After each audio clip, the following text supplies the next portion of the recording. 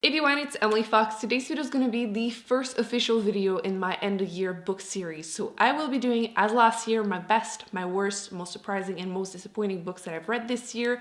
Although there will be a few new videos, so definitely subscribe so you don't miss those out. But today, I'm going to be talking about the most surprising books that I've read this year. So out of the 100 books that I've read this year, these 9 books really stood out. Either I didn't expect this from the genre, the author, the series. So let's go through them in no particular order. I'm aware that this is literally the theme of the video. However, I was really surprised that I enjoyed this book as much as I did. And it is An Absolutely Remarkable Thing by Hank Green.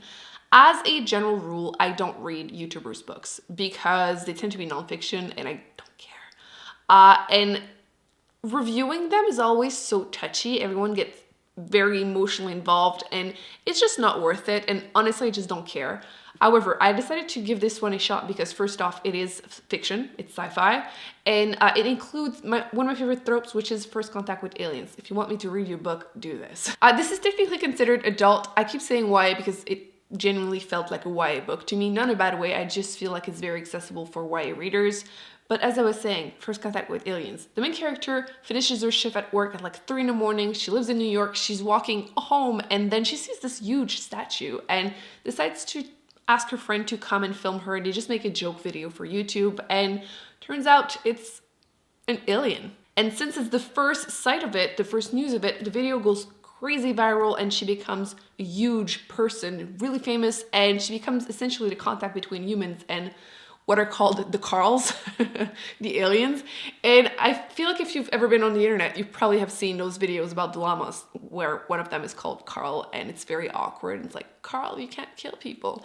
And for some reason made me laugh every single time. That's beside the point. I actually really enjoyed the fact that the main character was not likable, but it was meant to be that way. I feel like it's not something that you see often in YA book, although again, I know it's technically adult, but and I really enjoyed how real and genuine the portrayal of a YouTuber was done. Obviously, the author is a YouTuber, but I feel like I've read a couple books that included a person becoming viral on YouTube, and it's always so wrong and just kind of cringy. But this one was really well done, and there was a lot more action than I expected. It's actually a fairly short book. It has 300 pages, which is, fairly average, but filled with a bunch of stuff in there. I really enjoyed this. I feel like a lot of people would too. I feel like it's been going around on BookTube too, other people's like best books of the year.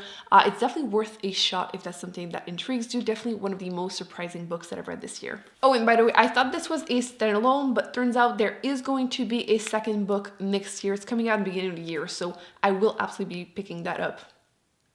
The second book I really wanted to mention is In an Absent Dream by Shauna Marie.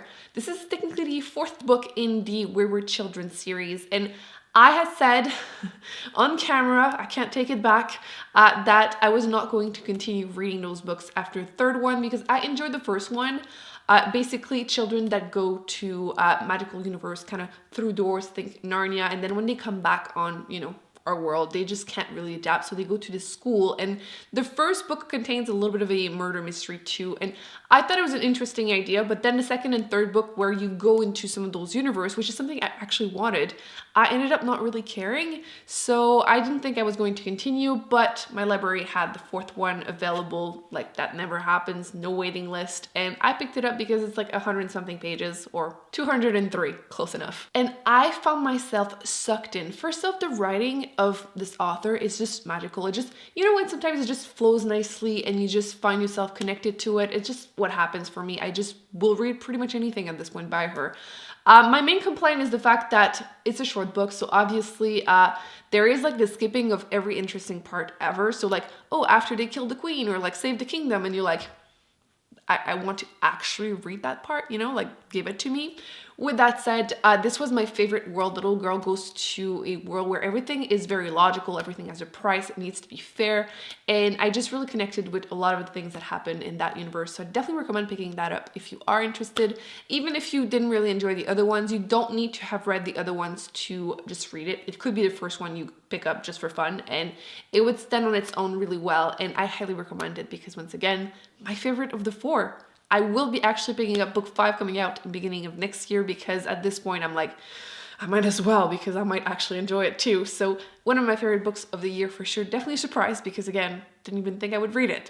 Speaking of surprise, as again is the whole theme of the video, I loved, and I mean loved, Bound by Mark Lawrence. This is technically a novella between book 2 and book 3 in the Ancestor trilogy by him that I've been raving about, and you're gonna see me rave about more, spoiler alert. And I didn't even know this was a thing until I saw it like last second. It's about 50 pages, so it's very, very short, and the author's been calling it a kissing story, which, if you know anything about me, if you've seen any of my videos, I've been very, very vocal about my hate of romance. And it's not fully true. I did do as a joke, but not really a video about my favorite romance books, because once in a while I will find one I like. But generally speaking, I hate them because insta love triangles, and it's just so awkward. Like, you start reading a book and literally within 5 pages you see a guy and you're like, of course they're gonna end up together. And I hate this. Like, I don't have time to care about the characters, care about them getting together. Like, I don't have time to do anything. It just happens.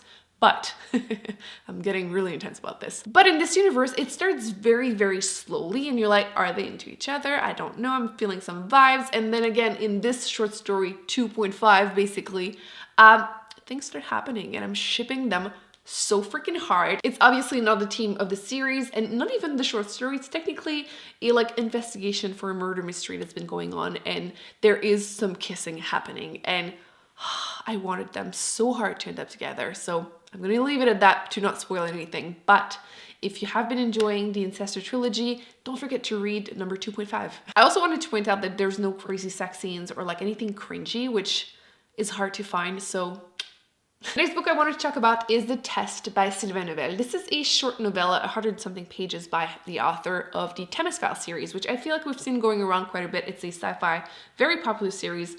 However, I had been disappointed by the last book in that series because it kind of became kind of vague, unsatisfying, and kind of political, like current time political for Europe, you know, immigrants and everything. I'm just gonna leave it at that, but it was just a big letdown. However, this totally worked for me. It used the same team, but just made it so much better.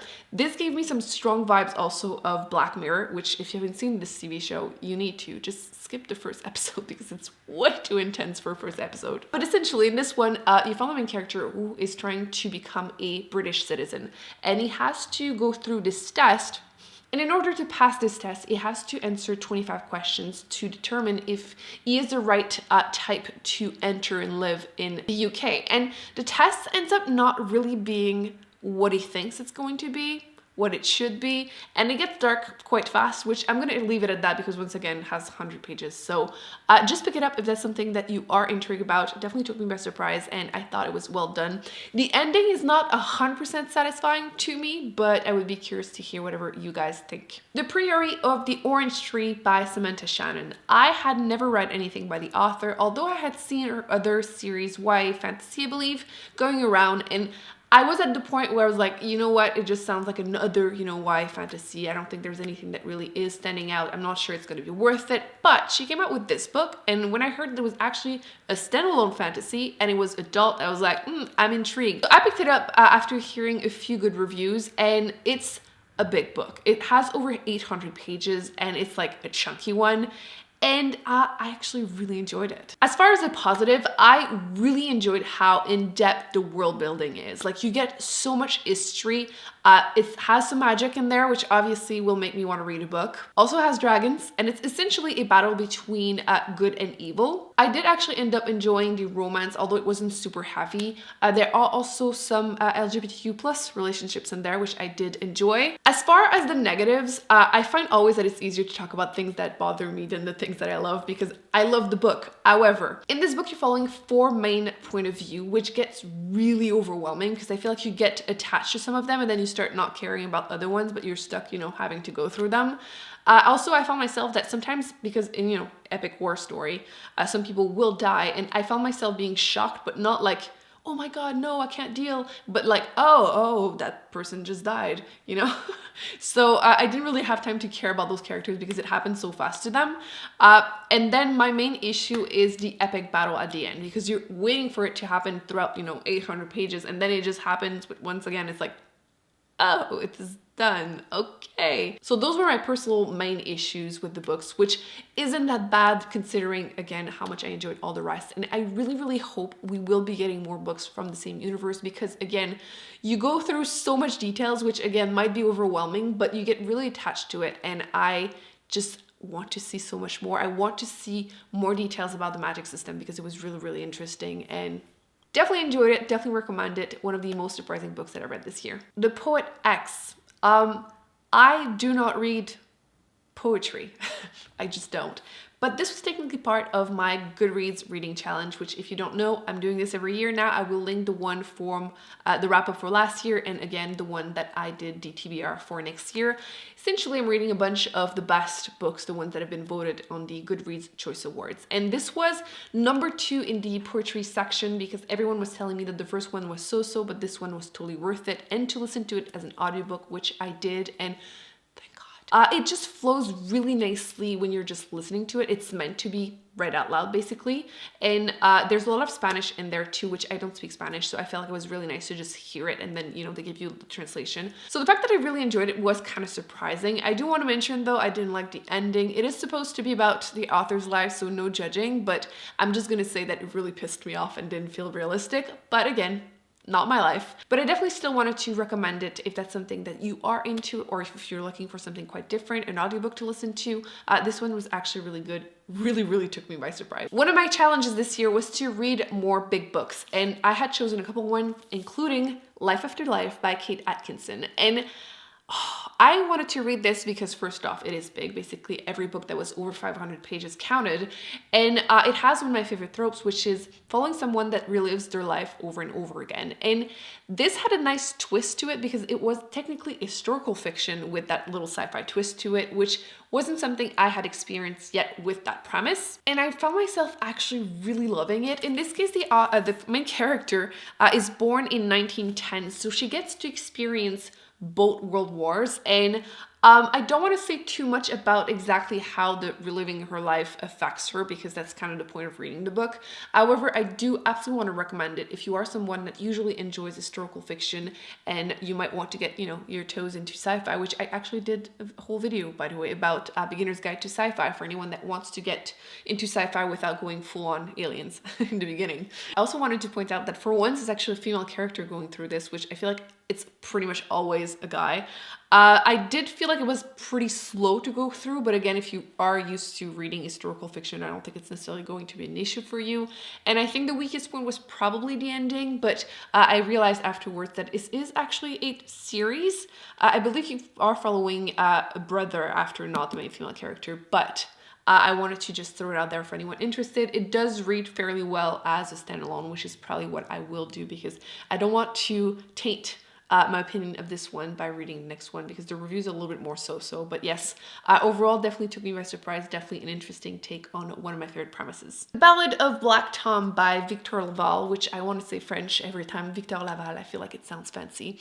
I have a very complex relationship with short books. I'm noticing that there are quite a few in this video this year. I don't know what happened, but quite often I find that they are kind of a skeleton of a story. I feel like the author just didn't make the effort to actually write the whole book. But not the case with this one. I picked it up just because I had heard there was some magic in there, which is the best way, again, to sell me a book. It is happening in New York, which already kind of feels a bit magical, I feel like, in a lot of books. And for once, there was just so much in it. It is very, very short, about 150 pages, but I found myself really like diving full into the universe. It is like urban fantasy horror, something that I have never read anything like, and I would want so much more from the author, which actually, now that I think about it, I definitely should check out his other books because he does have a couple ones. It was just such a strange little book that was surprisingly really, really good. I really enjoyed it. I was told afterwards that it was a retelling of a story by Lovecraft, which, a little bit tongue-in-cheek, the author is actually a man of color, and then Lovecraft was very racist, so I thought it was a funny little tidbits to mention too. So if you enjoy magic, if you enjoy books that happen in New York, or if you're just looking for a new weird kind of little book, I would definitely recommend picking that one up. It was surprisingly good. The Last Time I Lied by Riley Sager. I read all 3 books from this author all within a month this summer. I just was on a kick of reading, you know, mystery thrillers, and I have very different opinions about all 3. However, this one needed to be in my most surprising books of the year because it was surprisingly really good. I know, shocking. But seriously, I start my review on Goodreads by stating, well, no alcoholic wife that just got out of the coma with a cheating husband. Quite frankly, I just have been so sick of the new mystery thrillers coming out because they all have those cheap ways of having the main character being unreliable, and I'm just really tired of it. I feel like it's been done. If you see the word wife, woman, whatever in the title, I already know I'm not going to enjoy the book, which isn't fully true, but still. 15 years ago, the main character was at a summer camp and 3 of her friends just disappeared overnight, never to be heard again. The camp was closed and she never got that closure, and it still affects her the way that she's painting, and she's always, including the girls in there. But then the owner decides to reopen the camp and invites her to come and be an instructor there, and she decides to go kind of to try and figure out what happened. And you just start wondering, is it the owner that did it? Is it her son? Is it the main character? What happened? And it just really took me by surprise. I didn't see all the twists coming, which is always fun when that happens. And I just really enjoyed the whole vibe of summer camp. I read it in July, which I highly recommend actually you pick that up during the summer because it's just the perfect vibe for it. And yeah, I actually ended up really enjoying it a lot more than I expected because once again, at that point, I was kind of sick of reading mystery thrillers. I had been like dreading them a little bit, but this one was very hyped and I was afraid that it was going to be overhyped to me, not worth the hype, but it was. I actually definitely recommend checking out that one. Out of the 100 books that I've read, these were the most surprising. I hope you enjoyed this video. Thumbs up, subscribe, definitely leave a comment to let me know how you felt about these books if you have read them, or let me know which books were the most surprising ones that you've read this year because I want to know. I will be putting more videos on the screen that I recommend you check out, and I will be seeing you in my next video. Bye.